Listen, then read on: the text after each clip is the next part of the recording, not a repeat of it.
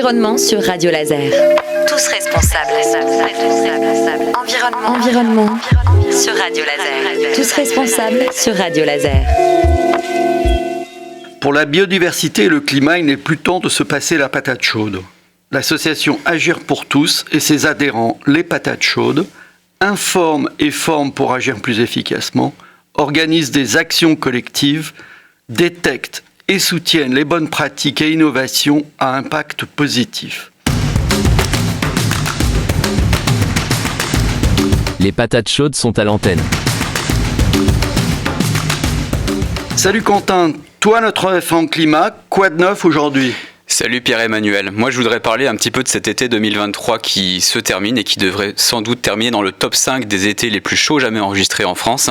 Mais que de contraste, nous n'avons pas vécu la même saison, ou plutôt nous n'avons pas vécu les mêmes situations au même moment. Le mois de juin, le deuxième mois de juin le plus chaud en France. Un temps très sec et ensoleillé au nord et des orages à répétition dans le sud.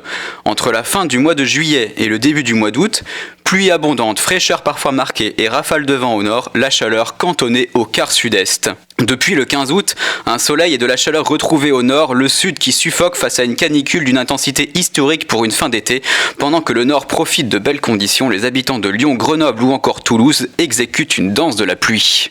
Quelques nouvelles à l'échelle de notre planète ? Oui, bien sûr, la planète vient de connaître son mois de juillet le plus chaud jamais enregistré. Le record de 2019 a été littéralement pulvérisé sous l'effet combiné du changement climatique et du phénomène El Niño qui déstocke de la chaleur. Il est désormais de plus en plus probable que 2023 soit l'année la plus chaude jamais enregistrée.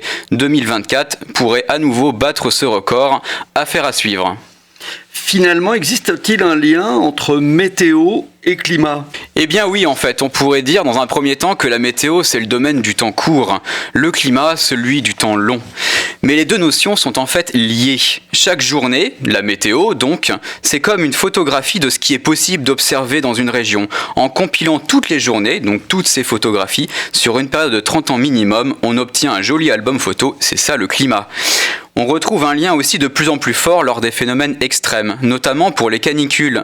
La canicule est un phénomène bien sûr météorologique, mais les climatologues sont formels.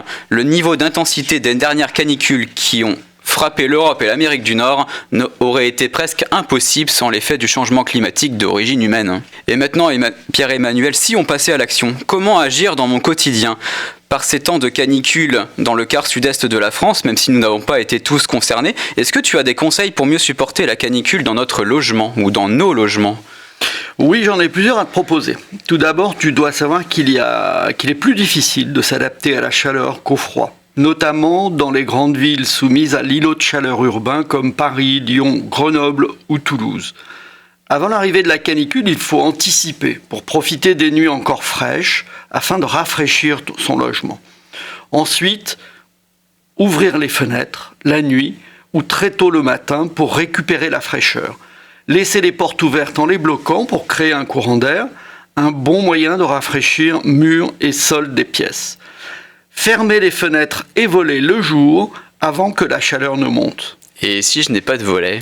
Dans ce cas, tu peux utiliser un drap comme rideau sur lequel tu vaporises de l'eau fraîche. Oublie le sèche-linge et étends plutôt ton linge à l'intérieur. Si ton revêtement de sol est adapté, passe une serpillière à l'eau froide afin de rafraîchir. Pense aux plantes aussi qui t'apportent fraîcheur et humidité à l'intérieur. À l'extérieur, les grimpantes protègent les murs exposés au soleil. Tu as un ventilateur ? Eh oui.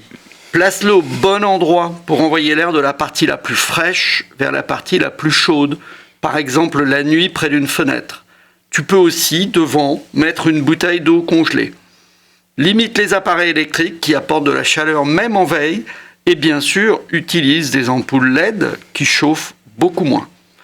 Tu peux aussi rafraîchir ton lit en utilisant une bouillotte remplie de glaçons. Donc autant de moyens pour éviter l'usage de la climatisation qui n'est pas forcément très idéal pour la planète. Je viens de lire un petit article comme quoi il y aurait 1,6 milliard de climatiseurs dans le monde et que ça consommerait à peu près 10% de l'électricité mondiale. J'ai été assez étonné en fait du chiffre. Incroyable. Quentin, peux-tu me parler d'une action collective menée par l'association Agir pour tous ? Oui, bien sûr. En juin, nous avons organisé une action de nettoyage de l'étang de Bain-de-Bretagne avec les élèves de première STMG du lycée Jean Brito et le club nautique qui nous a généreusement prêté des kayaks pour accéder plus facilement aux berges. Nous leur avons remis du matériel pour le nettoyage, des gants, des pinces de ramassage et des sacs. Combien étaient-ils ? Ils étaient 20 lycéens encadrés par 3 enseignants. Et alors ? Eh bien, nous avons ramassé les déchets pendant 2h30, puis effectué la pesée. Au total, 77 kilos de déchets avec quelques trouvailles, comme des ressorts de matelas, un micro-ordinateur, des tubes en métal, etc.